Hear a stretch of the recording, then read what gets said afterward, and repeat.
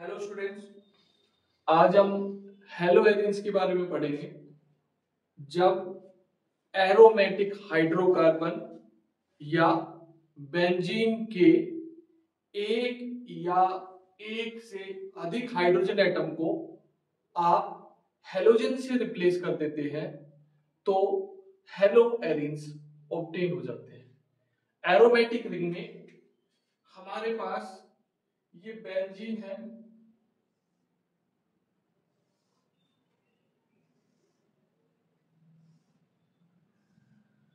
C6H6।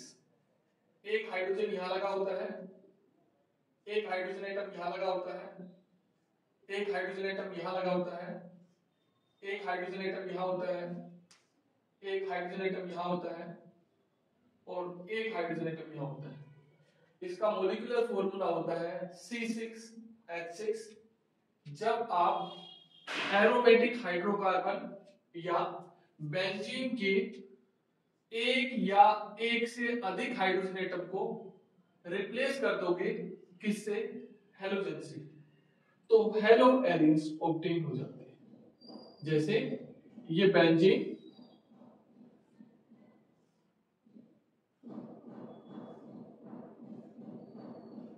यहां X, ये H, ये H, ये H, H, H। तो जब एरोमेटिक हाइड्रोकार्बन के एक या एक से अधिक हाइड्रोजन को रिप्लेस कर देते हैं हेलोजन एटम से तो क्या फॉर्म हो जाता है? हेलोएरिन्स। ये बेंजीन है और ये हेलोएरिन्स, हेलोएरिन्स।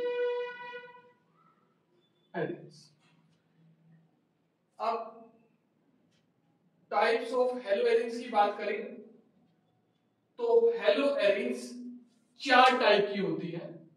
First mono haloarenes, second di haloarene, third tri haloarene और लास्ट पोली हेलोएरिन्स। ओरली अगर आपको बताऊं तो जब एरोमेटिक कंपाउंड के अंदर एक हेलोजन एटम होता है तो उसको बोलते हैं मोनो हेलोएरिन्स। जब एरोमेटिक कंपाउंड के अंदर दो हेलोजन एटम प्रेजेंट होते हैं तो उसको बोलते हैं डाई हेलोएरिन। जब एरोमेटिक कंपाउंड के अंदर तीन हेलोजन एटम प्रेजेंट होते हैं तो उसको बोलते हैं ट्राई हेलोएरिन। और जब एरोमेटिक कंपाउंड के अंदर तीन से ज्यादा हेलोजन एटम होते हैं तो उसको बोलते हैं पॉली हेलोएरिन्स। अब देखिए मोनो हेलोएरिन्स क्या होते हैं।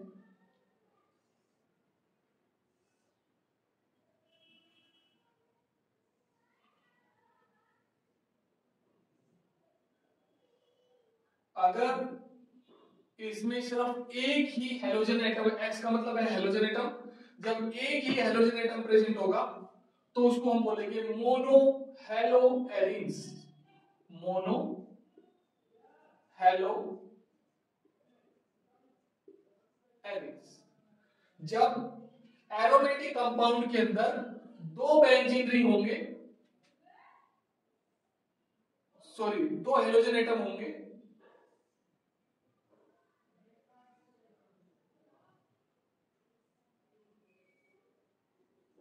X X, तो इसको बोलेंगे डाई हेलोएरिन्स। और जब एरोमेटिक कंपाउंड के अंदर तीन हेलोजन एटम होंगे,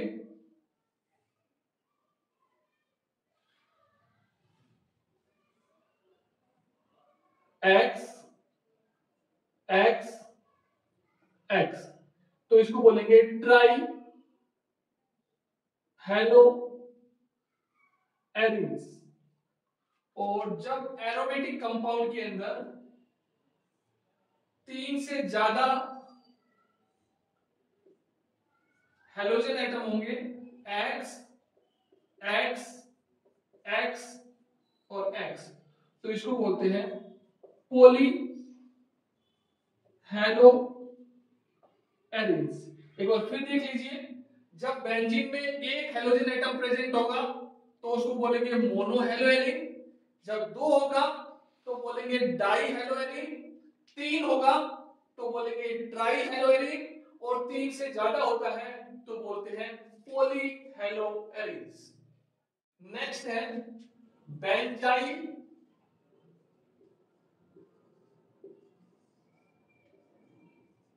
halides.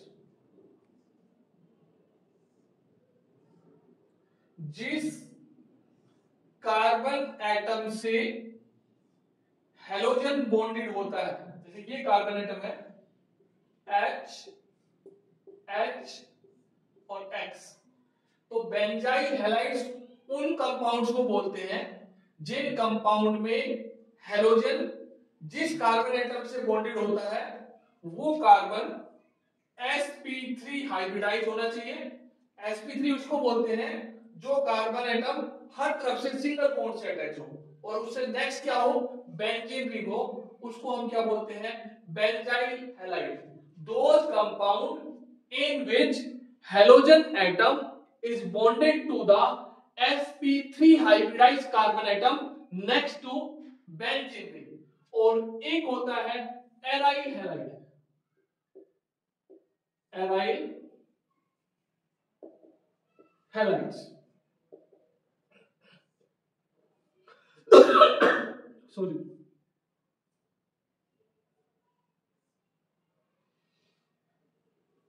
H H H X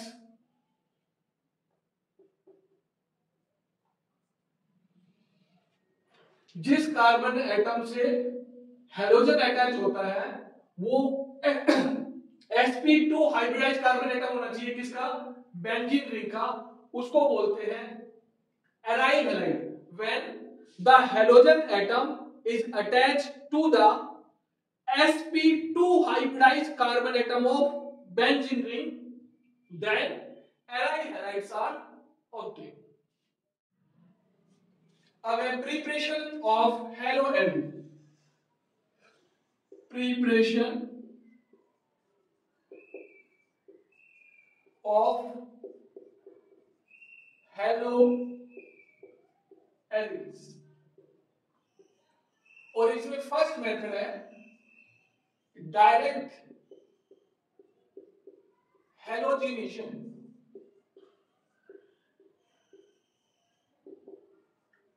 direct halogenation, जब हम बेंजीन की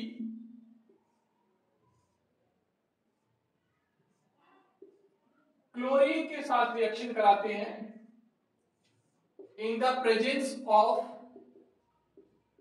लेविस एसिड, FeCl3, FeBr3, ये सब लेविस एसिड कहलाते हैं। 310 to 320 केल्विन टेम्परेचर पे, और ये रिएक्शन जो है ना, ये डार्क में टेक प्लेस होती है, अंधेरे में टेक प्लेस होती है। तो क्लोरोबेंजीन क्लोरोबेंजीन ऑब्टेन हो जाता है, और प्लस HCl। फिर देख लीजिए डायरेक्ट हेलोजिनेशन में, जब आप बेंजीन की क्लोरीन के साथ रिएक्शन कराते हो in the presence of Lewis acid like FeCl3 at 310 to 320 kelvin temperature, then chlorobenzene obtain हो जाता है। लेकिन ये जो रिएक्शंस होती है डायरेक्ट हेलोजिनेशन वाली, ये डार्क कंडीशन में टेक प्लेस होती है। सेम ऐसे ही जब आप बेंजीन की रिएक्शन कराते हो ब्रोमीन के साथ इन the presence of FeCl3 310 to 320 kelvin temperature, ये भी डार्क कंडीशन पे टेक प्लेस होती है, तो क्या फॉर्म हो जाता है, ब्रोमोबेंजीन।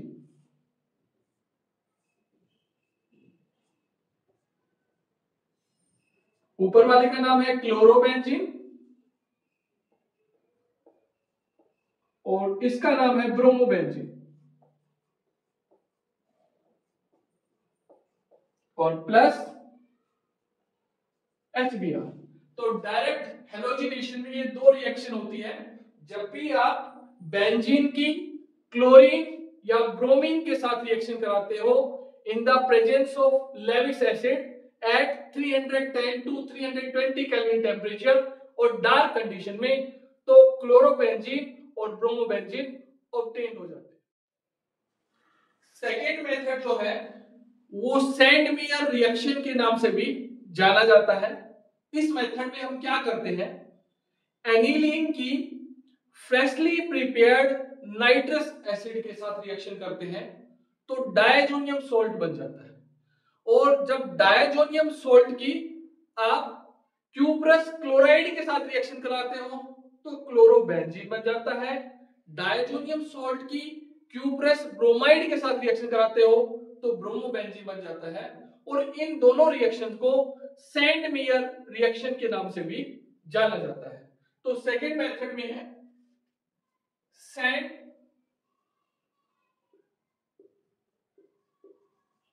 Myers reaction. सबसे पहले एनिलीन की रिएक्शन कराते हैं। जब बेंजीन के ऊपर NH2 ग्रुप लग जाता है उसको बोलते हैं एनिलीन। और जब एनिलीन की आप रिएक्शन कराओगे HONO plus HCl freshly prepared nitrous acid के साथ, देन ये जो रिएक्शन होती है 273 टू 278 केल्विन पे टेक प्लेस होती है तो डायजोनियम सॉल्ट बन जाता है।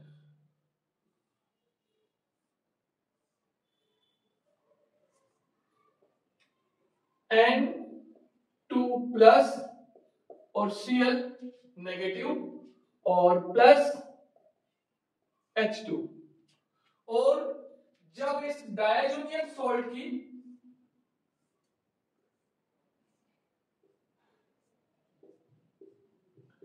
N2 प्लस Cl नेगेटिव की क्यूप्रस क्लोराइड Cu2 Cl2 के साथ रिएक्शन कराते हैं तो क्लोरोबेंजीन ऑब्टेन हो जाता है।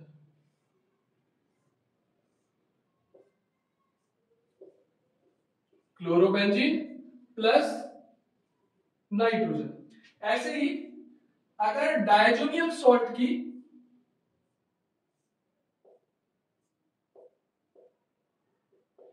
N2 प्लस Cl नेगेटिव की क्यूप्रस ब्रोमाइड के साथ रिएक्शन करते हैं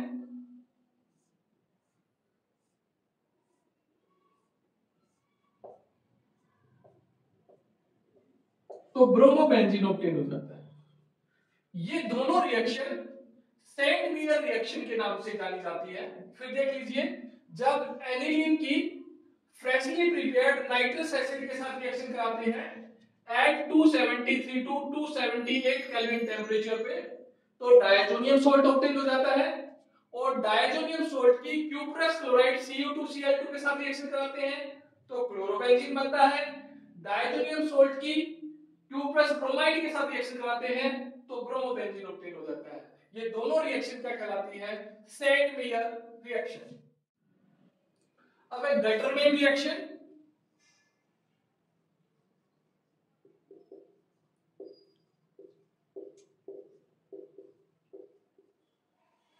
गटरमैन रिएक्शन,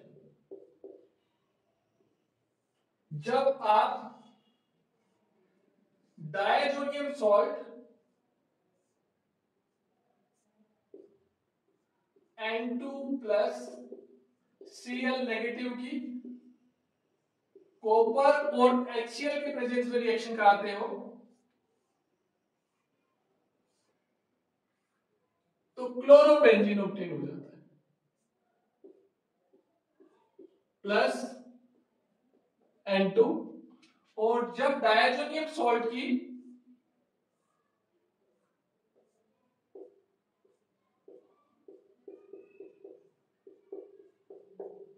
कॉपर और HBr के साथ रिएक्शन कराते हैं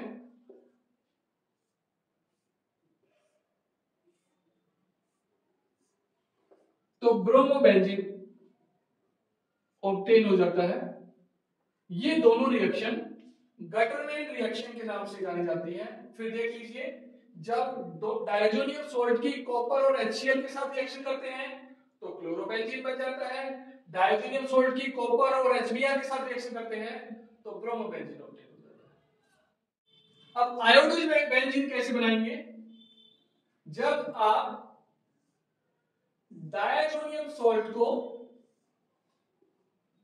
पोटाशियम आयोडाइड के साथ, डायजोनियम सॉल्ट को पोटाशियम आयोडाइड के साथ हल्का सा वार्म करोगे तो आयोडोबेंजीन ऑब्टेन हो जाएगा।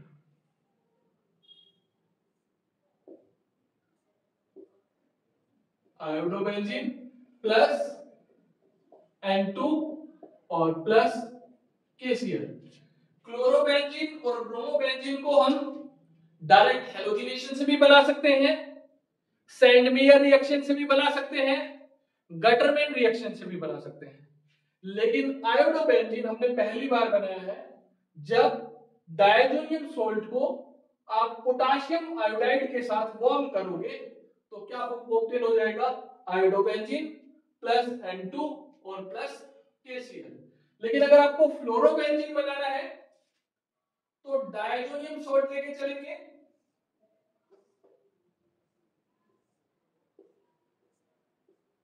N2 प्लस Cl नेगेटिव और इसकी HbF4, इसको बोलते हैं फ्लोरोबोरिक एसिड। इसके साथ जब रिएक्शन कराएंगे तो इंटरमीडिएट कंपाउंड ऑब्टेन हो जाएगा,